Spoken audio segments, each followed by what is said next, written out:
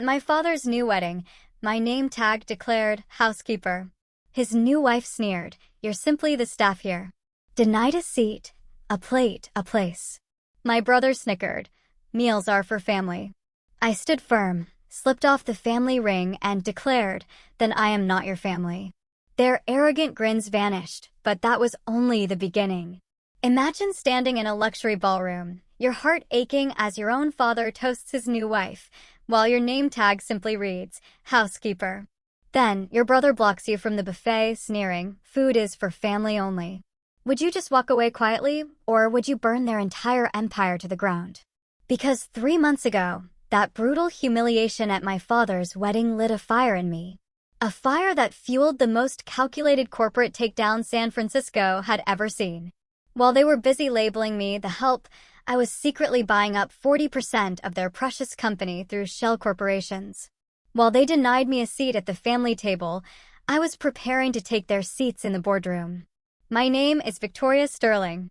I'm 32 years old, and this is the story of how being called Housekeeper led to me putting my brother in handcuffs and my father into bankruptcy.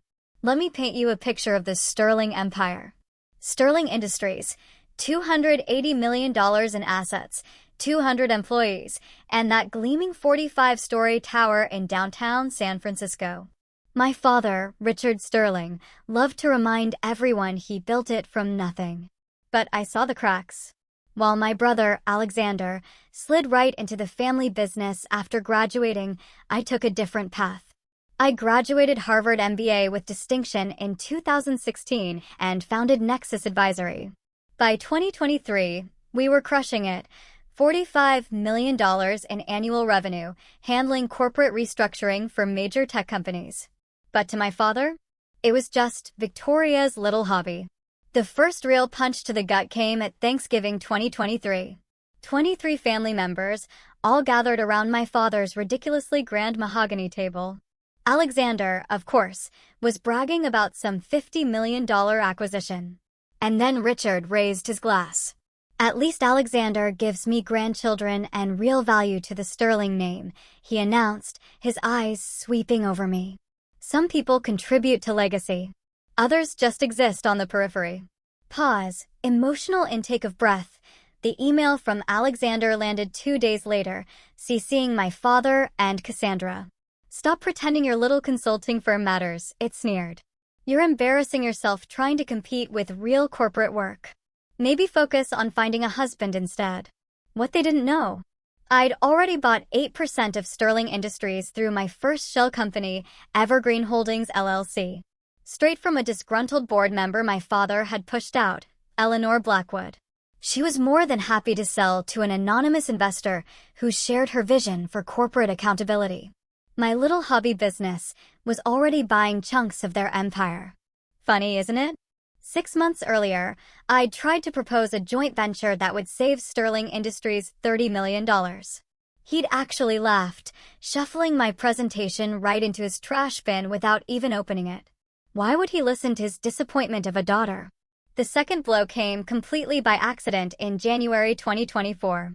I was dropping off a birthday gift for Margaret, my father's kind secretary, at Sterling Industries. While waiting, I saw a folder marked Sterling Estate Planning Confidential left on the conference table. I shouldn't have looked, but I did. And my world tilted. The new will, dated January 15, 2024, was crystal clear. Alexander would inherit 100% of Sterling Industries, all the real estate, the family trust, $180 million. Cassandra, my father's wife of barely 18 months, would get $30 million, the Napa Vineyard, the Tahoe home. Even Alexander's ex-wife got a mention, a $2 million education trust for their kids. My name? It appeared exactly once. Under Disinheritance Clause. It read, "Victoria Sterling shall receive no portion of the estate as she has chosen to pursue interests contrary to the family's values and has failed to contribute meaningfully to the Sterling legacy." Failed to contribute meaningfully. The words blurred. My hands shook. 8 years of building my own company, 12 major clients saved from bankruptcy, 200 employees depending on me, none of it was meaningful enough for Richard Sterling. I photographed every single page carefully before putting it back. That night, sitting alone in my Civic Heights apartment, staring at those photos on my laptop, most people would have cried. Maybe confronted him. Demanded answers. Me? I opened another browser tab and logged into my 7th shell company account. If I wasn't family enough to inherit, then I would simply buy what was never going to be given. The market price for Sterling Industries shares suddenly looked incredibly reasonable. By February 2024, the stakes weren't just clear, they were terrifying. Sterling Industries was orchestrating a massive merger with Pinnacle Corp, a $500 million deal that would reshape West Coast logistics. Alexander would become CEO of this near-billion-dollar entity. But here's what truly kept me awake at night. My company, Nexus Advisory, had 200 employees depending on their next paycheck. 3 of our largest clients, worth $300 million combined, had deep ties to Sterling Industries. One word from Richard or Alexander, and those contracts would evaporate. They'd proven their vindictiveness before. My father's former CFO, Thomas Brennan, dared to start his own firm. Richard made sure he never landed another Fortune 500 client. Alexander himself, at a Chamber of Commerce event, had held court with 5 CEOs who did business with both of us. He'd said, loud enough for me to hear from across the room, after the merger, we'll make sure certain consultancies never work in this city again. The threat wasn't subtle. Then, February 28th, 11:47 p.m. My phone buzzed. An encrypted email from Marcus Coleman. Subject, urgent. They're destroying evidence. Marcus, their trusted CFO, the man who knew everything. He wrote, Victoria, they know I've been documenting the Meridian Holdings transactions. Alexander ordered all physical records destroyed by March 10th. Digital records are being updated to remove traces. If you want proof of the embezzlement, we have less than 10 days. The $15 million they stole from employee pensions? It's all going to disappear from the books. I've hidden copies, but if they find out I'm the whistleblower before the 18th, I'm finished. They've already threatened my daughter's scholarship to Stanford. Please tell me you have a plan. A plan? Slight pause. I looked at my wall of sticky notes mapping out Sterling Industries' corporate structure, ownership records, voting bylaws. Oh, I had a plan.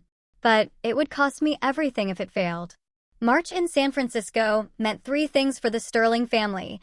My father's wedding to Cassandra on the 15th, the shareholders meeting on the 18th, and exactly 72 hours between them for me to execute the impossible. The wedding invitation, printed on paper that probably cost more than most people's rent, arrived in January. Mr. Richard Sterling and Miss Cassandra Morgan request your presence. March 15th, 4 p.m., the Ritz-Carlton. For 150 guests, black tie required. Then the official shareholders meeting notice. Monday, March 18th, 9 a.m., Sterling. Tower, 45th floor boardroom. Agenda, approval of the Pinnacle Corporation merger. The vote that would cement Alexander's rise to ultimate power. 72 hours. That's all I'd have between watching my family publicly humiliate me and my chance to reveal the truth. 72 hours to coordinate with lawyers, compile evidence, ensure witnesses were protected, and guarantee the SEC would be present. Most hostile takeovers take months of planning.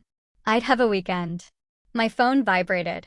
An encrypted message from Eleanor Blackwood. The March 18th vote will reshape everything. Be ready. I've convinced 4 other board members to attend in person. They're expecting fireworks from Alexander's presentation. They have no idea what's really coming. P.S. I heard about the wedding arrangements. Stay strong. Wedding arrangements. I pulled up the email from Cassandra's wedding planner. You'll be in the receiving line as household staff coordinator. Please wear a simple black dress. Nothing that would distract from the wedding party. 3 days to go from household staff coordinator to the person who would bring down an empire. The timeline was insane. But then again, they'd spent years making me feel insane for believing I had value. Time to prove them wrong. The dress fitting at Neiman Marcus should have been simple. March 10th, 5 days before the wedding. Cassandra insisted all wedding participants attend, though my role was still, of course, mysteriously undefined. "We don't need you in photos," Cassandra announced the moment I walked in, loud enough for the other bridesmaids to hear. "You'll be managing the coat check. Much more suitable for your skill set." Alexander, lounging in a velvet chair, barely looked up from his phone. "Just wear something simple," he drawled, "like staff would. Nothing designer. It would look desperate on you anyway." The boutique went silent. 6 bridesmaids, all Cassandra's sorority sisters, tried not to stare. The saleswoman's smile froze. "Of course," I replied, my voice steady. "I understand my place perfectly." "Do you, though?" Richard emerged from the men's fitting area, his new tuxedo impeccable. "Because you keep showing up to family events, acting like you belong at the main table. Don't embarrass us with your presence, Victoria. Blend into the background where you're comfortable. Know your place." "Victoria," Cassandra added, admiring her $30,000 Vera Wang dress in the mirror, "you're lucky to even be invited." I maintained eye contact with my father. "You're absolutely right," I said, letting a beat of silence hang in the air, letting them think they'd won. "I should know my place. I'll make sure I'm exactly where I need to be." As I walked out, my phone buzzed. A FedEx delivery notification. "Package from SEC delivered to your office. Signature confirmed." The Securities and Exchange Commission had received my formal whistleblower complaint. They'd be attending the shareholders' meeting as observers.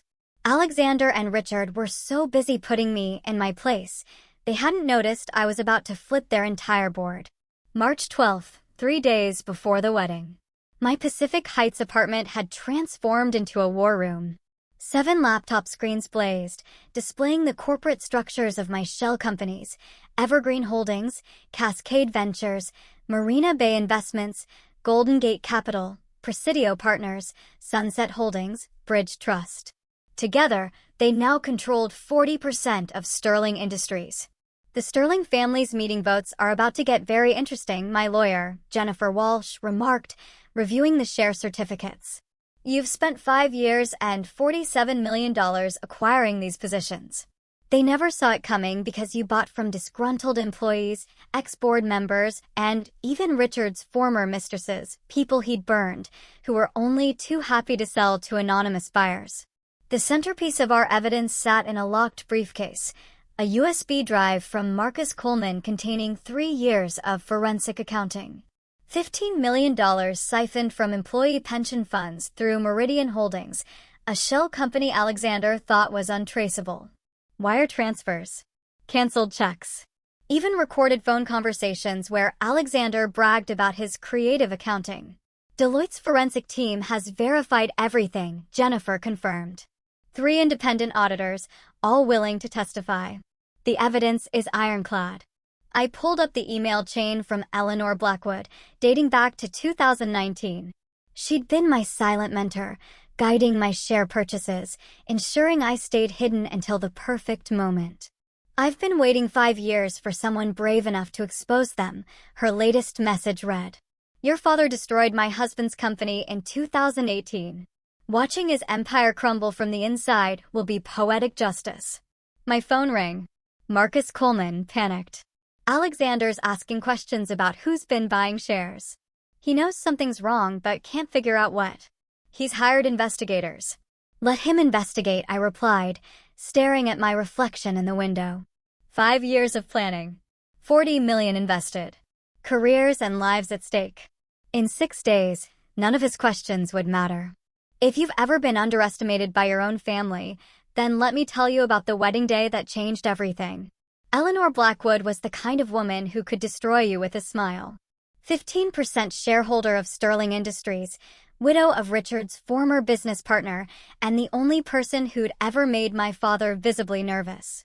March 13th, she invited me for tea at the St. Francis Hotel. "Your father doesn't know I've been helping you buy shares," she said, stirring her Earl Grey with deliberate precision. 5 years ago, when he orchestrated my husband's bankruptcy, I swore I'd find the right person to take him down. You're that person, Victoria." She slid a manila folder across the table. 3 years of email exchanges between Richard and Alexander, all forwarded from Sterling Industries' own servers. Timestamps intact. Metadata preserved. Discussions about handling board members who ask too many questions. Plans to dilute minority shareholders after the merger. I've been collecting these since 2021, Eleanor explained. Your father made one mistake. He kept me on the board to avoid a lawsuit. That gave me access to everything. Every dirty deal. Every betrayal. Every crime. Why didn't you act sooner? I asked, my voice barely a whisper. Because I needed someone with clean hands, someone they'd underestimated so completely they'd never see the attack coming. She smiled, cold and satisfied. Besides, revenge is a dish best served at a wedding reception, don't you think? The email headers were damning. From richard.sterling@sterlingindustries.com to alexander.sterling@sterlingindustries.com. Subject: Pension reallocation strategy.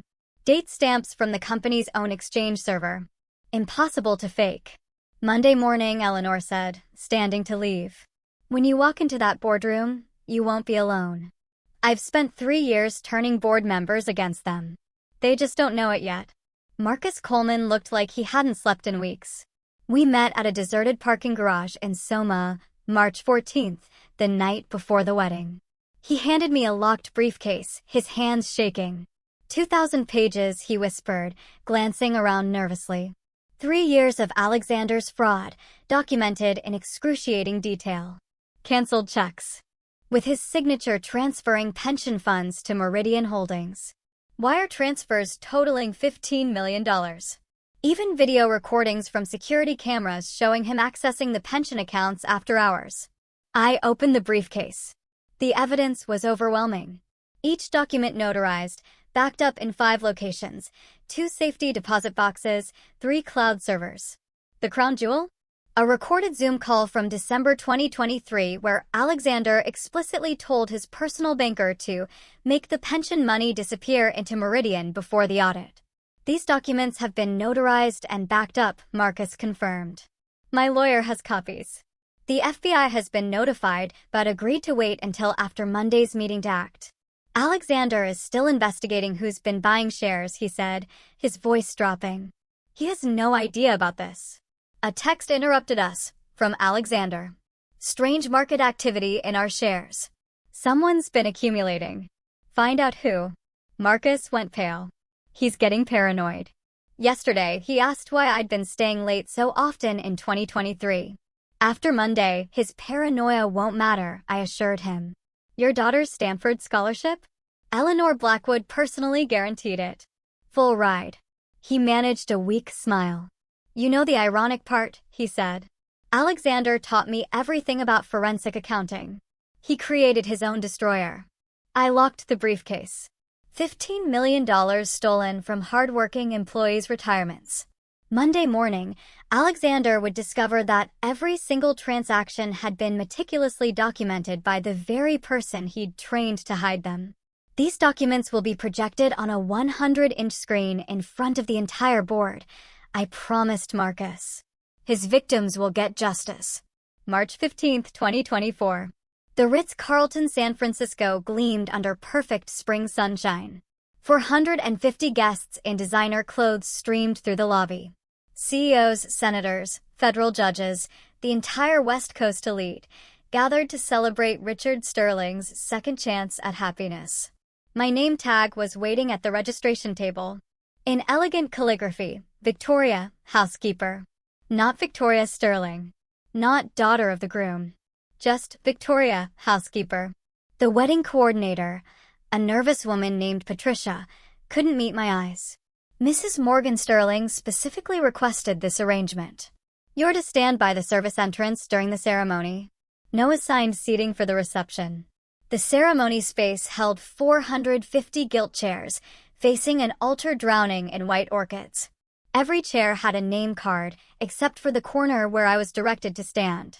3 servers joined me there, all of us in black, invisible against the dark draping. Richard walked past during his entrance, his eyes sliding over me like I was furniture.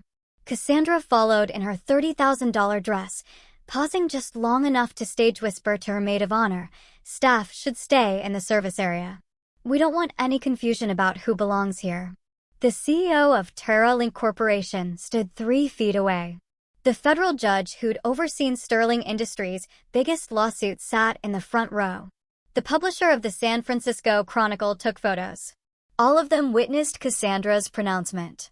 Several shifted uncomfortably during the vows. As Richard promised to honor and cherish, I felt my phone vibrate. Eleanor Blackwood, seated in the third row, had sent a photo of my name tag with the caption, "Evidence collected." The reception was worse. 450 place settings at crystal-laden tables. No seat for me. When I approached the buffet, Alexander materialized, blocking my path. "Food is for family only," he laughed, loud enough for the nearby tables to hear. Honestly, Victoria, know your place. That's when something shifted inside me. Not broke. It crystallized. Years of accepting their contempt, hoping for recognition that would never come. It ended in that moment. I stood straighter, looked Alexander directly in the eyes, and smiled. A real smile. Because I knew something he didn't. In 72 hours, he'd be in handcuffs. The moment arrived during Richard's toast. He stood at the head table, champagne flute raised, Cassandra glowing beside him. 450 faces turned toward them as he began his speech about family, legacy, and the people who truly matter. Family, Richard declared, his voice carrying across the ballroom, is about contribution. It's about adding value. Some people, his eyes found me, standing by the service door, simply exist on the periphery, never quite measuring up. But today, we celebrate those who do. The room applauded. Alexander raised his glass toward me with a mocking salute. Cassandra's friends tittered behind manicured hands.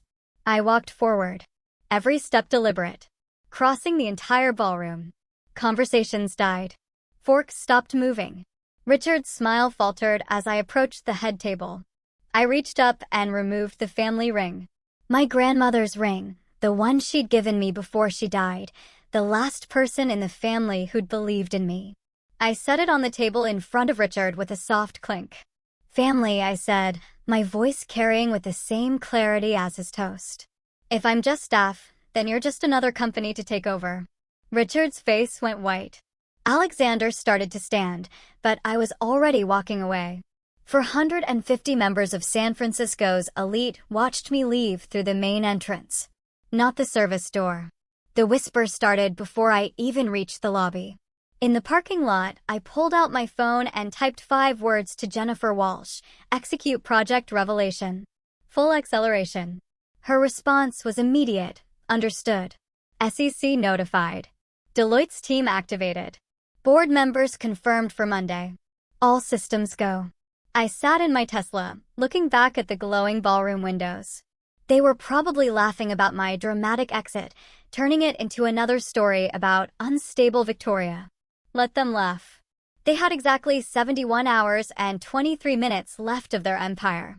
The next 48 hours blurred together in a symphony of precision planning. My apartment became command central for the most carefully orchestrated corporate takedown in San Francisco history. Saturday night through Monday dawn, Jennifer Walsh and her team of 12 lawyers worked in shifts, preparing SEC filings, shareholder notifications, cease and desist orders. Every document had to be perfect. One procedural error and Alexander's lawyers would tear us apart. Sunday, 2 p.m. Deloitte's forensic accounting team delivered their preliminary report. "The embezzlement is worse than we thought," the lead auditor said, his voice grim. "It's not just $15 million. There's another $8 million hidden in offshore accounts. $23 million total." Sunday, 6 p.m. The SEC confirmed attendance. James Mitchell, senior investigator, would personally observe Monday's meeting. "We've opened a formal investigation based on your whistleblower complaint," he confirmed. "If your evidence holds, we'll make arrests on site." Sunday, 11 p.m. 17 of 23 board members confirmed they'd attend in person. Eleanor had done her work well. They smelled blood in the water. Monday, 3 a.m. I couldn't sleep. I stood at my window, watching the city lights, holding the USB drive that would destroy Alexander. 6 months ago, I'd started planning this moment. But really, they'd been planning it for me for years. Every dismissive comment. Every public humiliation. Every reminder that I wasn't good enough. Monday, 6 a.m. Final confirmation from Marcus Coleman. I'm in the building. All original documents are in the boardroom safe. Alexander has no idea. Monday, 7 a.m. I put on my best suit. Armani. Charcoal gray. The one I'd worn to close my biggest client deal. In 2 hours, the Sterling Empire would face its reckoning. Can you imagine the look on their faces? Because what happened in that boardroom was beyond their worst nightmares. March 18, 2024, 9 a.m. Sterling Tower's 45th floor boardroom. It was Alexander's kingdom. Floor-to-ceiling windows overlooking the bay. A mahogany table that cost more than most people's houses. And a 100-inch presentation screen where he was displaying his merger masterpiece.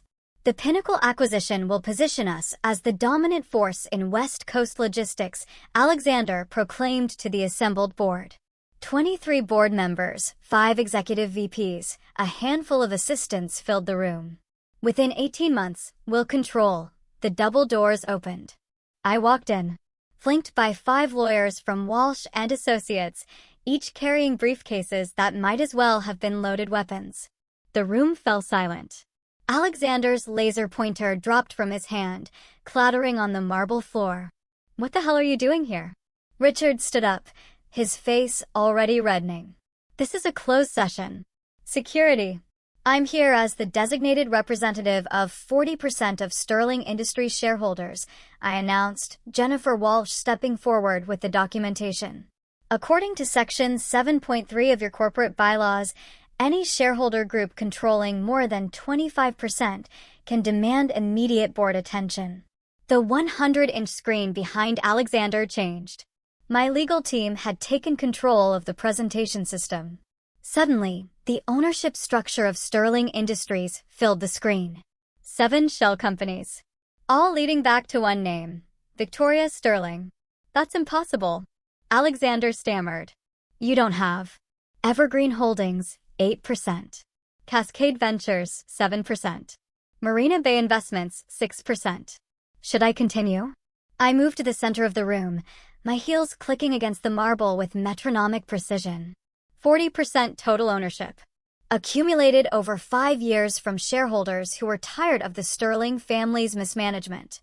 Eleanor Blackwood stood up slowly, a satisfied smile playing at her lips. I motioned to pause the merger discussion and address this new stakeholder concern. Seconded, said Thomas Chen.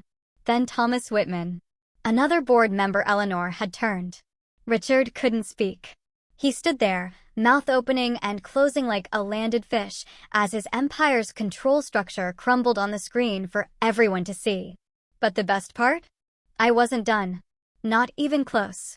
Good morning, board members, I said, taking my place at the presentation podium. I believe you know me as the Housekeeper. Before we discuss the merger, I continued, clicking to the next slide, the board needs to address a more pressing matter. $23 million missing from employee pension funds. The screen exploded with evidence. 47 slides of meticulously documented fraud. Canceled checks with Alexander's signature. Wire transfer confirmations to Meridian Holdings. Bank statements showing the systematic drainage of retirement accounts. This is fabricated. Alexander shouted, but his voice cracked. You can't just. Every document has been authenticated by 3 independent sources, Jennifer Walsh interrupted, her voice cutting through the rising murmurs. Deloitte's forensic team spent 2 weeks verifying each transaction. Mr. Coleman, from accounting, can attest to their authenticity. Marcus stood up from his seat in the corner, holding original documents. I've been documenting this fraud for 3 years. Every transfer. Every forged authorization. Every deleted email. I have copies. The room erupted. Board members shouted questions. Richard slammed his fist on the table, but I kept clicking through slides, each one more damning than the last. Slide 23, an email from Alexander to his personal banker. Subject line, pension reallocation complete. Slide 31, security footage of Alexander accessing pension systems at 2 a.m. outside normal procedures. Slide 39, the smoking gun. A recorded Zoom call where Alexander explicitly discussed hiding the stolen funds. This is a legal recording. Alexander protested. You can't use that. Actually, James Mitchell stood up, his SEC badge gleaming. We can. I'm James Mitchell, Securities and Exchange Commission. We've been investigating Sterling Industries for 6 months, based on Miss Sterling's whistleblower complaint. This evidence has been submitted to federal prosecutors. The color drained from Alexander's face as 2 FBI agents entered the boardroom. They'd been waiting in the hallway. Every document has been authenticated by 3 independent sources, I repeated, my voice steady as granite. The theft is undeniable. The evidence is overwhelming. And the consequences are inevitable. Richard finally found his voice. Victoria, you don't understand what you're doing. You're destroying your own family. No, I corrected him, my gaze unwavering. I'm protecting 200 employees whose retirements you stole. Family doesn't do what you did. The FBI agents moved toward Alexander with practiced efficiency. Alexander Sterling, you're under arrest for embezzlement, wire fraud, and violation of ERISA pension regulations. Dad. Alexander looked desperately at Richard. Do something. But Richard couldn't even stand. He slumped in his chair as the agents cuffed his son in front of the entire board. The metallic click of handcuffs echoed through the silent boardroom. This is insane. Alexander struggled against the agents. It's a setup. She's lying. James Mitchell from the SEC pulled up his tablet. Mr. Sterling, we have your signed confession from December's recorded call. You explicitly stated, and I quote, make the pension money disappear into Meridian before the audit. Would you like to hear the recording? On the conference phone, Cassandra's voice crackled through. Richard, what's happening? The news is saying Alexander was arrested. Eleanor Blackwood stood up. I motion for an immediate vote of no confidence in Richard Sterling as CEO and chairman. Seconded, came from 4 board members simultaneously. The vote was swift and brutal. 18 for removal. 3 against. 2 abstaining. Richard Sterling, the man who'd built an empire, was stripped of his power in less than 60 seconds. Furthermore, Eleanor continued, I nominate Victoria Sterling for an independent board seat, effective immediately. This time, the vote was 18-5 in favor. Trading had been halted 20 minutes ago when news of the FBI's presence hit the wire.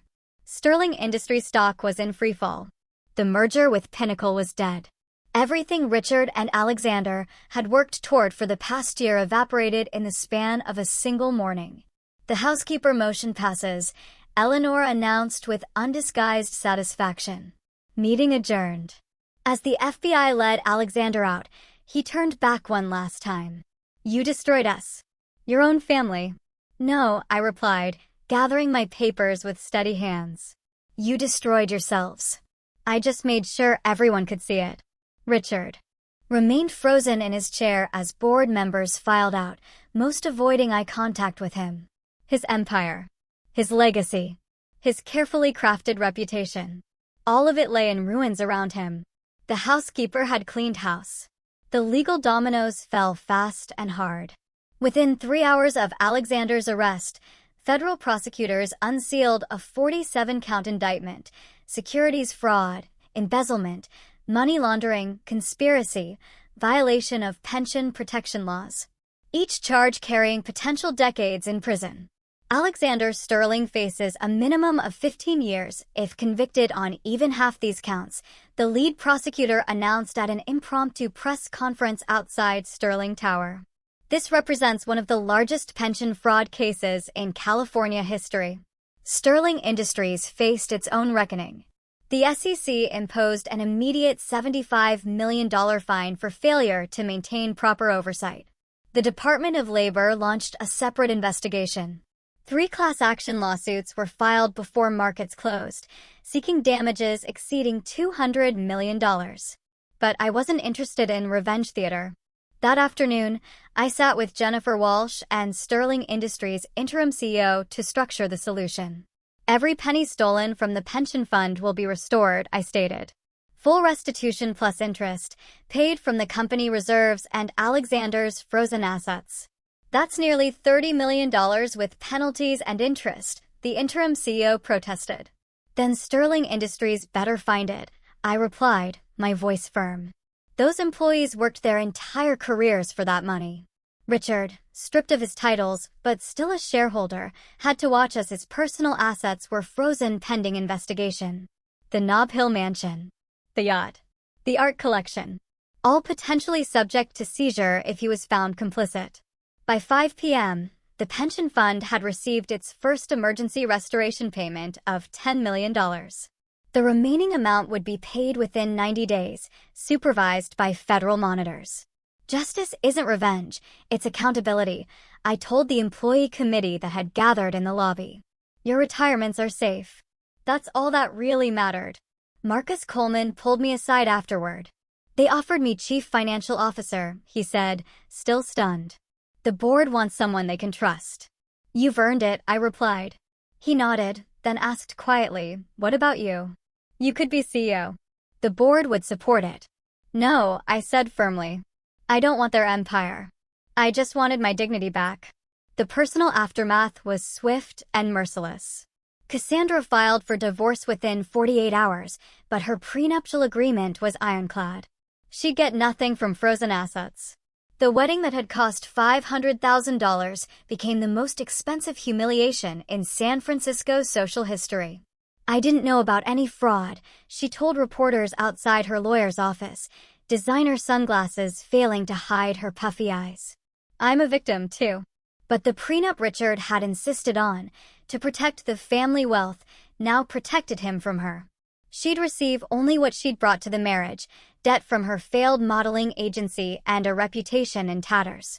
Alexander's situation grew worse daily. His wife filed for sole custody of their children. His country club revoked his membership. His name was removed from every charity board in the city. The golden boy who'd had everything handed to him now sat in federal detention. Bail denied as a flight risk. Richard, aged 10 years and 10 days, was alone in his mansion, staff dismissed, accounts frozen, awaiting potential charges. He became a ghost in his own life. The society invitations stopped. The phones stopped ringing. The man who'd once commanded rooms full of CEOs now couldn't get a returned call. I received a letter from him, delivered by courier. Victoria, I know you won't respond, but I need you to know I'm sorry. I see now what I refused to see before. You were the only one with real strength, real intelligence, real integrity. I was so blinded by my own prejudices that I pushed away the only child who truly inherited my business acumen. I don't ask for forgiveness. I just wanted you to know. I filed it with my lawyer unanswered. Apologies without change are just manipulation. The Sterling Industries scandal sent shockwaves through San Francisco's business community. Within 2 weeks, 3 Fortune 500 CEOs called me personally, not to condemn, but to hire Nexus Advisory. If you could uncover that level of fraud at Sterling, the CEO of Bayside Technology said, imagine what you could find in our inefficiencies. We need that kind of forensic insight. Nexus Advisory's second quarter revenues exploded from $45 million to $135 million annually. We hired 50 new consultants to handle the influx of clients wanting Sterling-level audits. The woman they dismissed as running a hobby business now commanded higher fees than McKinsey. The ripple effects continued. 12 other corporations announced emergency audits of their pension funds. The SEC launched Operation Integrity, investigating financial controls at 15 major firms. Corporate boards across the country suddenly became very interested in their whistleblower protections. Harvard Business School called. They wanted to make the Sterling Industries take down a case study in corporate governance and stakeholder activism. It's the perfect example of how overlooked stakeholders can legally reclaim power, the dean explained. Your methodical approach over 5 years, it's brilliant. Marcus Coleman transformed Sterling Industries' financial operations. Under his leadership, employee morale soared. The company implemented the strictest financial controls in the industry. Stock prices, after the initial crash, began recovering as investors recognized the company was finally being run ethically. Eleanor Blackwood invited me to lunch at the St. Francis Hotel, the same place where she'd given me the crucial evidence. "You've done something remarkable," she said. "Not just the takedown. Anyone with money could have done that. But you did it without becoming them. You kept your integrity." The Wall Street Journal ran a front-page story, "The Housekeeper Who Cleaned House: How Victoria Sterling's Patient Revolution Reformed Corporate America." The article noted that my methods had become a template for ethical corporate activism. "Integrity became our strongest business asset," I told the reporter. "Turns out that's worth more than any inheritance." The 450 wedding guests who'd witnessed my humiliation suddenly developed collective amnesia about their silence. My phone buzzed with messages from people who always knew I was special, who never agreed with how Richard treated me, who wanted to say something but didn't. Patricia Vanderworth, who'd laughed when Cassandra called me staff, sent an elaborate flower arrangement with a card, "Always admired your strength." I donated the flowers to a hospice. The country club that had never once invited me to member events suddenly offered me an honorary membership. "We'd be honored to have such a prominent business leader," they gushed. I declined. But the most telling reaction came from the employees of Sterling Industries. They created a plaque that now hangs in the lobby. "Victoria Sterling, the board member who saved our future." Underneath, 1,200 signatures from grateful employees whose retirements were restored. Marcus Coleman instituted Integrity Day at Sterling Industries, an annual reminder of what happens when leadership forgets its responsibilities. He tripled the whistleblower protection budget and created an anonymous reporting system that reported directly to external auditors. The Housekeeper label became a symbol of corporate courage, one employee told a documentary crew filming the story. "She showed us that titles don't determine worth. Actions do." Even Alexander's former allies distanced themselves. His golf buddies claimed they always suspected something was off. His fraternity brothers quietly removed his photos from their wall of success. The San Francisco Chronicle ran an editorial. "Victoria Sterling didn't just expose corruption. She revealed our collective cowardice." How many of us witness workplace injustice and stay silent? How many of us see wrongdoing but choose comfort over courage? The answer, apparently, was most of us. But now, at least they were thinking about it. The attempts at reconciliation came in waves, each more desperate than the last. Richard's 5-page email arrived first. A rambling mixture of self-pity and sudden enlightenment. "I see now that I was threatened by your independence," he wrote. "You reminded me of your mother. Brilliant, self-sufficient, unwilling to be controlled. After she died, I couldn't bear to see her strengthen you. Please, Victoria, let me make amends. I'm alone. I've lost everything. And I finally understand what I threw away." I forwarded it to my lawyer without reading past the first paragraph. Alexander's letter from federal detention was shorter, but no less manipulative. "Sister, we both know this has gone too far. If you recant your testimony, say you were mistaken about some details, I could get minimum security, maybe even probation. We're family, Victoria. Family forgives." That one I kept. As evidence of a continued criminal mindset, useful for the prosecution. Cassandra tried Instagram, of all things. Daily messages about girl power and supporting each other through tough times. She even tagged me in a post about women in business inspiring each other. The woman who'd literally labeled me housekeeper now wanted to be inspiration buddies. Slight chuckle, disbelieving. The most surprising contact came through certified mail, a letter from my mother's sister in Boston, whom I hadn't heard from in 15 years. Inside was a photograph I'd never seen, my mother holding infant me, with a handwritten note on the back, "My brilliant daughter will change the world." Below the photo, my aunt had written, "Your mother saw this coming. Before she died, she told me Richard would try to diminish you because your light would expose his darkness. She made me promise to send this when you finally stood up to him. She'd be so proud." That letter I kept. The rest went into a folder labeled "No response necessary" that my lawyer maintained. Apologies without change are just manipulation. And I had no interest in being manipulated anymore. Setting boundaries after a lifetime of accepting disrespect required surgical precision. Jennifer Walsh helped me draft the protocols that would govern any future contact with the Sterling family. All communication must go through legal counsel. No direct contact via phone, email, social media, or in person. Any attempt at direct contact will be considered harassment and met with appropriate legal action. I blocked Richard, Alexander, and Cassandra on every platform. Their phone numbers, email addresses, even their lawyers, paralegals, all filtered straight to Jennifer's firm. The wall between us wasn't built from anger, but from self-preservation. The restraining order against Cassandra became necessary when she showed up at my office building 3 times in 1 week, tearfully telling security she was my stepmother and had a family emergency. Security camera footage of her performances went straight to the court. Therapy helped me process the trauma I'd normalized for years.